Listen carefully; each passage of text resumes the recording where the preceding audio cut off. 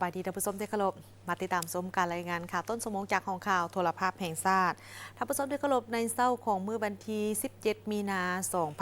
2025นี้ท่านเจริญเนียเปาเฮอรองประธานสภาแห่งชาติรองประธานคณะกรรมการระดับชาติปรับปรุงรัฐธรรมนูญเสนอการปรับปรุงรัฐธรรมนูญปี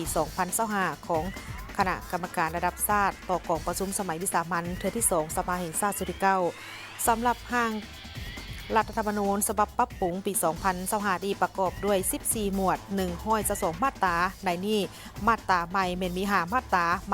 ปรับปรุง59 มาตรายกเลิก 3 มาตราและบ่ได้ปรับปรุง58 มาตราโดย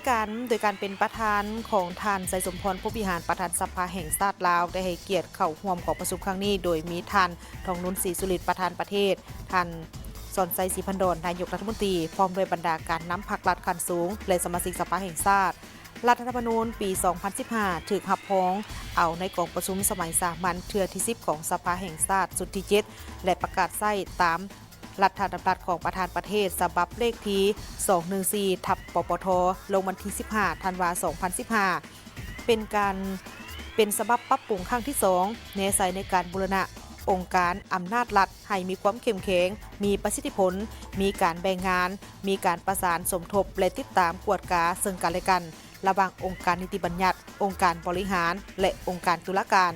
ตามกลไกการแบ่งขันคุ้มครองระหว่างศูนย์กลางและท้องถิ่นรัฐธรรมนูญปี 2015 ได้กำหนดเพิ่มหมวดว่าด้วยสภาประชาชนท้องถิ่นหมวดว่าด้วยการตรวจสอบแห่งรัฐและหมวดว่าด้วยคณะกรรมการเลือกตั้งรัฐธรรมนูญฉบับนี้เป็นกฎหมายพื้นฐานอันสำคัญให้แก่การปกปักรักษาประเทศชาติคุ้มครองรัฐคุ้มครองสังคมด้วยกฎหมายเป็นบอนอิงในการสร้างและปรับปรุงกฎหมายการเสริมขยายและการปฏิบัติสิทธิเป็นเจ้าประเทศชาติสิทธิและประชาชนและสิทธิและประชาธิปไตยของประชาชนบรรดาเผ่านับตั้งแต่มีรัฐธรรมนูญสาธารณรัฐประชาธิปไตยประชาชนลาวเป็นต้นมารัฐบาลได้มีการตั้งหน้าพันขยายรัฐธรรมนูญเป็นกฎหมายได้169ฉบับและนิติกรรมใต้กฎหมายเป็นจำนวนหลายซึ่งเป็นเครื่องมือให้แก่การคุ้มครองรัฐคุ้มครองสังคมสร้างสติเคารพและปฏิบัติรัฐธรรมนูญกฎหมายในทั่วสังคมให้สูงขึ้นหาประกันการเชื่อมโยงทางด้านเศรษฐกิจกับสากลและภาคพื้นยกสูงบทบาทของสาธารณรัฐประชาธิปไตยประชาชนลาวในเวทีสากลสำหรับเหตุผลและความจำเป็นในการปรับปรุงรัฐธรรมนูญปรับปรุงระบบอำนาจแห่งรัฐให้มีประสิทธิภาพสูง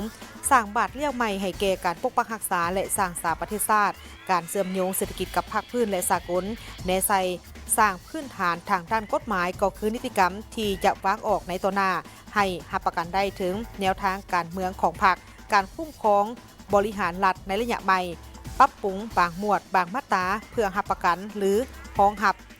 แนวทางการเมืองของพรรคและแนวทางการจัดตั้งการคุ้มครองบริหารรัฐในแต่ละระยะโดยเฉพาะก็เป็นในระยะใหม่ก็คือการเปลี่ยนแปลงใหม่ในต่อหน้าโดยเฉพาะเมนในสมัยที่12ของพรรคสำหรับร่างรัฐธรรมนูญฉบับปรับปรุงปี 2025 นี้เมนประกอบด้วย14หมวด122มาตราในนี้มีมาตราใหม่เมน5มาตราปรับปรุง59มาตรายกเลิก3มาตราและบ่ได้ปรับปรุง58มาตราการปรับปรุงรัฐธรรมนูญในครั้งนี้เป็นครั้งที่3โดยซุ่มใส่การปฏิบัติตามจิตใจซี่น้ำของมติกองประชุมครบคณะบริหารงานศูนย์กลางพรรคครั้งที่9สมัยที่11ภายหลังที่ได้มีการรับฟังการรายงานทางรัฐธรรมนูญประธานกองประชุมก็ได้มีความเห็นเจาะจิ้มและก็ให้ทิศซี่น้ำในการค้นคว้าประกอบความคิดความเห็นของบรรดาท่านสมาชิกสภาแห่งชาติจบการรายงานข่าวต้นชั่วโมงภาคนี้แต่เพียงเท่านี้พบกันได้ใหม่ในการรายงานข่าวภาคเที่ยงสำหรับภาคนี้สบายดี